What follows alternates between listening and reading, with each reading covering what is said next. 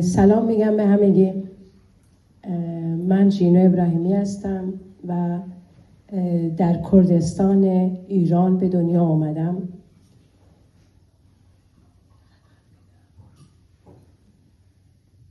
و خیلی خوشحالم که امروز در جمع شما هستم در 8 مارس روز جهانی زن.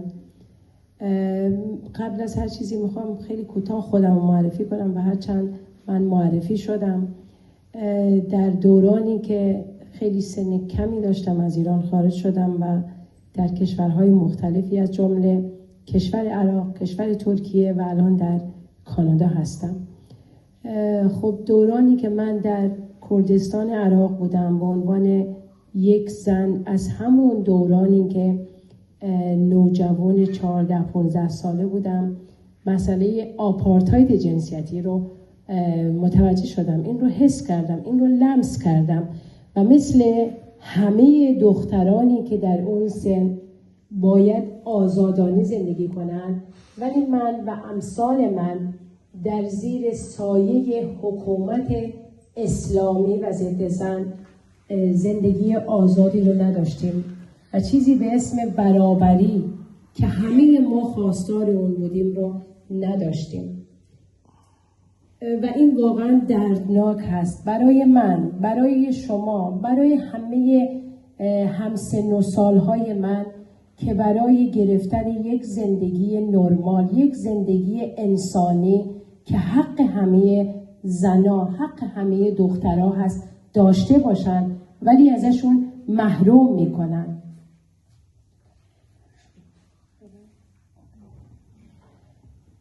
من میخوام امروز به زنای کردستان اشاره کنم، به دختران کردستان اشاره کنم، به مادران دادخواه اشاره کنم، به زندانیان سیاسی زن که در گروگان رژیم جنایتکار جمهوری اسلامی هستند اشاره کنم.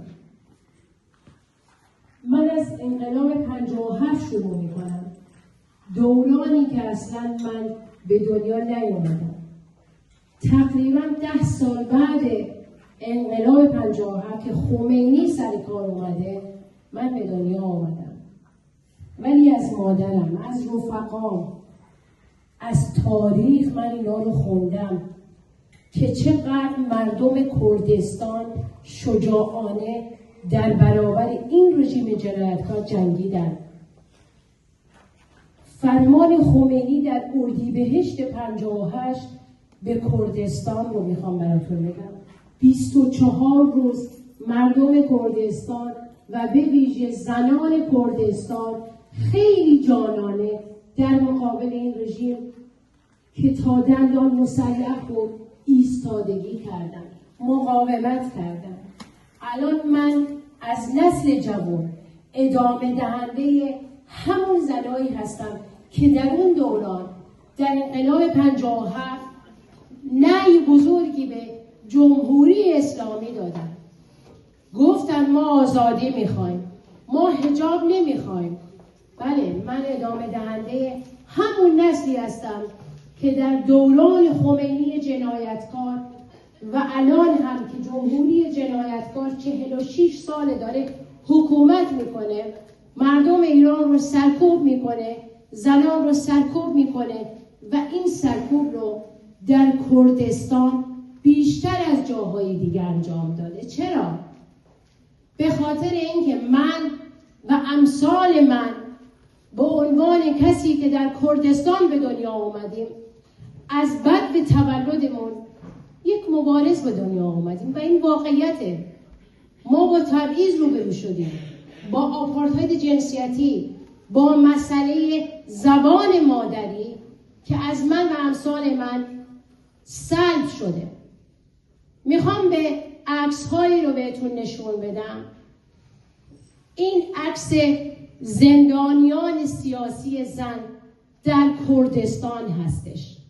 پخشان عزیزی، وریشه مرادی، شریفه محمدی، 3 زنی که در انقلاب زن زندگی آزادی که بهشون اتهام محاربه دادن و الان در زیر تیغ اعدام هستن.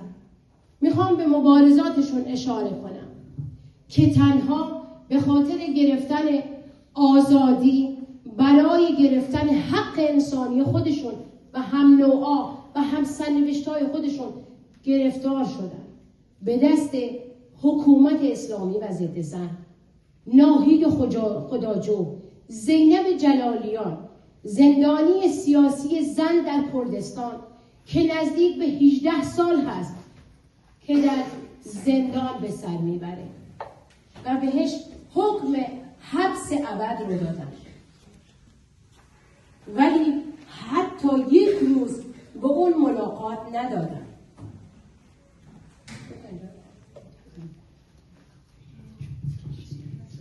و مادران زیادی در کردستان به خاطر اینکه بچه هاشون رو از دست دادن و داغدار شدن.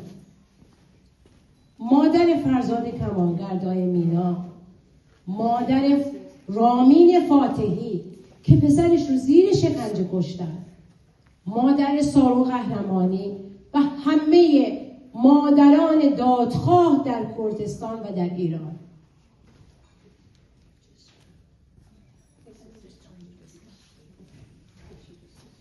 و این گوشه ای از جنایت‌های جمهوری اسلامی علیه مردم ایران و علیه مردم کردستان و به ویژه علیه زنان در ایران و در کردستان هستش. بچه‌های زیادی رو در انقلاب زن زندگی آزادی به قتل رسوند. زنایی هستن که در کردستان کولبری میکنن، زنایی هستن که خودشون سرپرست خانواده هستن و دارن به سختی زندگی میکنن، ولی به محض اینکه اعتراض کنن به وضع موجود، جمهوری اسلامی اونا رو بازداشت میکنه، شکنجه میکنه.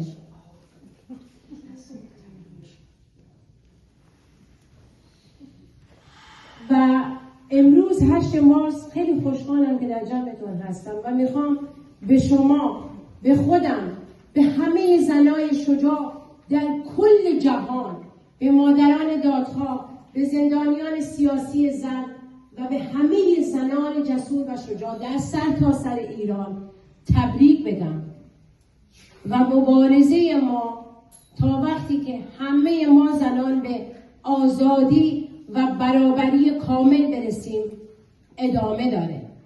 و خیلی کوتاه به انقلاب زن زندگی آزادی اشاره می کنم. بعد از قتل مهسا امینی انقلابی به اسم انقلاب زن زندگی آزادی به جریان افتاد و هزاران زن شجاع و جسور در ایران و کردستان بازداشت شدند، شکنجه شدند و کشته شدند. زنده باد 8 مارس، روز جهانی زن، و زنده باد انقلاب زن زندگی آزادی.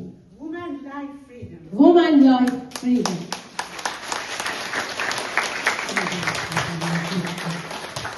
I'm sorry, the pain is too much from here to here, from all over the world, and our time was so limited. Because ژینو's speech is really touchful, I don't want to miss any word of it. So I translated word by word. I know the time is limited. I'm getting a notice. It's okay. We've been through a lot. So basically, ژینو saying, I'm ژینو. I was born in the land called Kurdistan. Like thousands of women and girls born in Middle East, I have left the pain of gender apartheid, discrimination, and violence against women. I spent 20 years of my life in Iran. Today I'm here to say that as a woman from Kurdistan, Iran, I want to speak about the pain and struggle of my fellow women, as well as turning points and resistance in women, and especially in Kurdistan. As a woman who always fought for freedom, from exploitations and discrimination, I have strived to help myself and experience and witness, sorry, I cannot read properly, and witness different parts of violence. Due to the lack of security and the problem caused by patriarchal Islamic anti-woman government and society order itself, the rule on body of the woman. I was forced to leave Iran at the age of 20 and go to Iraq, live there for 5 years, but unfortunately, when the Daesh, IS, attacked Kurdistan people, I had to flee to Turkey. I spent 10 years in Turkey under the same anti-woman rules of Erdogan, which is the president of the Turkey. So I have to leave, and I came to Canada just 2 years ago. After almost 15 years of displacement, exile in Iraq, Turkey, I finally succeeded in coming to Canada, but the Canada was another just name for me. I want to talk about the women and girls of Kurdistan, how brave and resilient they are. I went to speak to the mother whose beloved children were killed by Islamic government and keep their name and memory alive. Girl who refused to submit to mandatory hijab and stand against the regime and choosing prison over slavery. I want to talk about Varishe, Pakshan, Zainab, Nahid, all the women who stood up against this government. They are women who teach their children in the value of humanity. I want to teach my children. I have 2 sons, and I want to bring them to be taking care of women, and that's why I'm standing for. My journey is a struggle. They have been filled with hardship and challenge. During my years as a refugee in Iraq, Turkey, and my activism, I was breaking millions of taboo. I'm part of the organization of No to Taboo, and this is what I'm leading to. In a recent month, thousands of women have been killed in name of honor killing. Women have no security or support system. But this is not in Kurdistan. It's happening all across Iran, Afghanistan, Pakistan, Turkey, Iraq, and even in Canada, I'm sure. However, I also want to highlight the resistance against the culture of honor killing. How brave women have taken to the street, shouting, "Women are not honor." They will become the voice of those who were murdered. I refer to girls named ژینو Amini from the city of the Zendand in Kurdistan, who went to Iran only because of not covering the proper hijab. The Islamic Republic mortality police was killing her. The protest leads to women's life freedom, and in fact, as I said, it started from Kurdistan, but wasn't started just from that day. There were a group of women under these 3 activists, Pakshan Azizi, Varishe Moradi, that they were organizing girls and making lots of safe home for women who escaped from honor killing. And that's why I'm here. As a woman, I continue to fight against Islamic Republic of Iran. I continue to stand up for women in Kurdistan. I continue to stand for women in all over the world. And this is the day. This is the day that we have to stand up to all violence against women. Doesn't matter from Iran, from Kurdistan in Iran, for Syria, from Sudan, from Africa, in Canada, from indigenous people. I'm indigenous myself.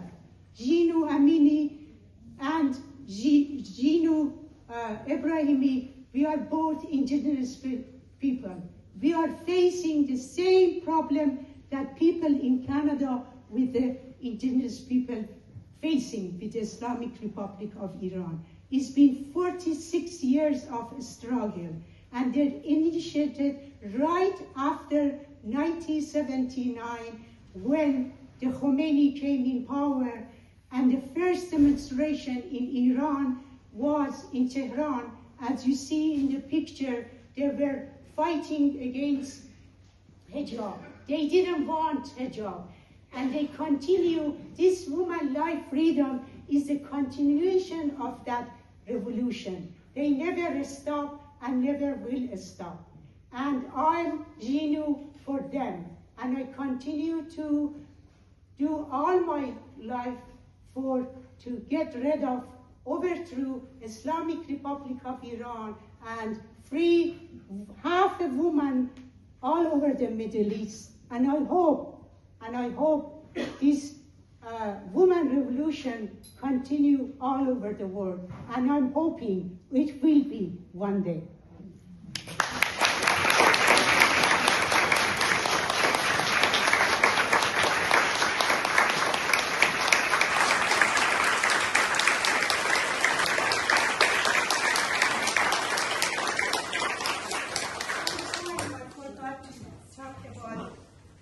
These are just a number of mothers that they lost their children, boy and woman, in Kurdistan for woman life freedom. And they are as a group right now, and they're not stopping. They prison them. Can you believe that? Prison woman, the mother. And these are the leader of Zan Azadi, Woman Life Freedom. They are social worker. They are the one, I'm sure some of you are social worker, trying to help women who escape from the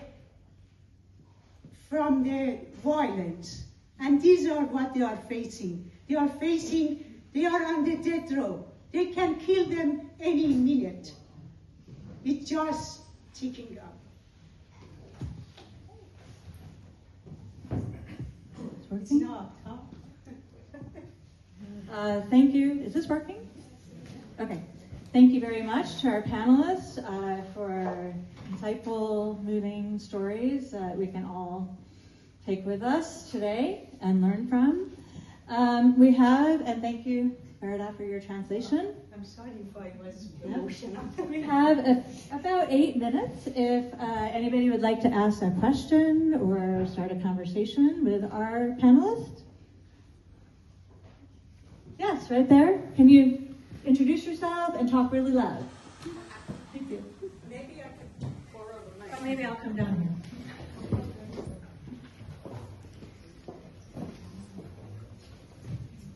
Thank you. Can everyone hear me? A little bit more? Okay, I'm going to, as briefly as I can, wear 3 hats today. First, as a woman, my maternal grandmother was from Scotland. So thank you, Dr. Lorna, for mentioning Scotland. I know we are a colonizing nation, and I am deeply ashamed for the pain that my ancestors brought to this country. Secondly, I'm a writer, and I'm a member of the Writers' Union of Canada. And just this past week, it was announced that